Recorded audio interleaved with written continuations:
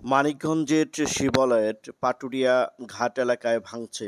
এর জন্য যৌথ বাহিনী দিয়ে এই মানুষের যে দাবি দাবা তা বন্ধ করার চেষ্টা করেছে প্রশাসন। কিন্তু প্রশাসন এসে তাদের কখনো আশ্বস্ত করতে পারল না কেন? আপনারা জানেন যৌথ বাহিনী ব্যবহার করা হচ্ছে, পুলিশ ব্যবহার করা হয়েছে। তারপরেও যারা স্থানীয় প্রশাসন আছে, জেলা প্রশাসন আছে, এরা কেউ এই পাটুরিয়া ঘাটে আসেনি। কেন?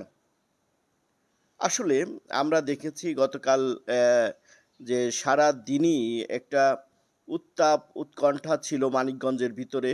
সেটা হচ্ছে শিবালয় উপজেলার বাম তীর, বিশেষ করে শিবালয়, হরিরামপুর, ঘিওরের বাম তীরটা এই মুহূর্তে প্রবল স্রোতের কারণে ভাঙছে।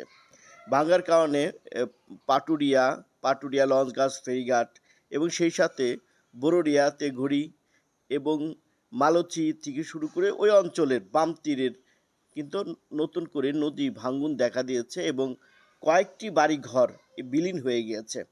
এর জন্যে কয়েকদিনের টানা ভাঙনে প্রশাসন কোনো কার্যকর পদক্ষেপ না নেওয়ায় তারা কিন্তু নড়ে সরে বসেছে, সোচ্চার হচ্ছে এবং কি সবাই একত্রিত হয়ে গতকাল ১১টা থেকে এই পাটুরিয়া ঘাট এলাকায় মানববন্ধন বিক্ষোভ করে বেশ মানুষজন, শত শত মানুষ একত্রিত হয়ে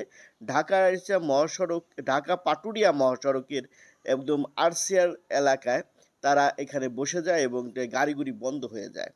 এই গাড়িগুড়ি বন্ধ হয়ে যাওয়ার জন্য যাত্রী, শ্রমিক, যারা ব্যবসায়ী, রোগী তারা কষ্ট করেছে, ভোগ করেছে।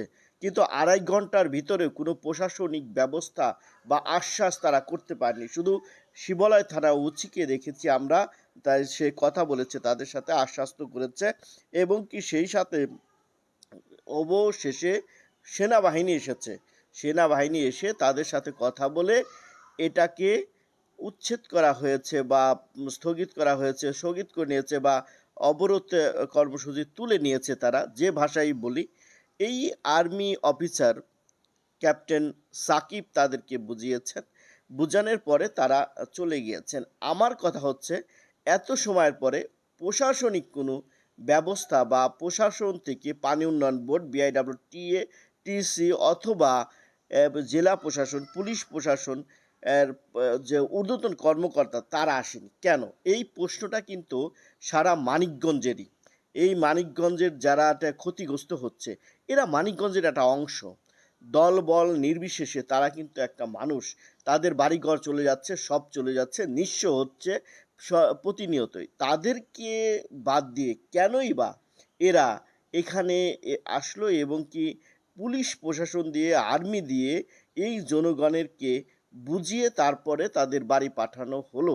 কিন্তু আজকে কথা হয়েছে যে এই দুদিনের মধ্যেই তারা ব্যবস্থা নেবে। দেখা যাক কী ব্যবস্থা নেয়। সেই ক্ষেত্রে আমি বলবো যে মানুষের মধ্যে যদি মানুষ থাকে তাহলে এবং কি চলাচল করে তাহলে কিন্তু একটি বিষয় যে মানুষ তাদের ভালোই বলবে। দেখা যাক কি হয়। আল্লাহ ভরসা, সৃষ্টিকর্তা ভরসা। ভালো থাকবেন।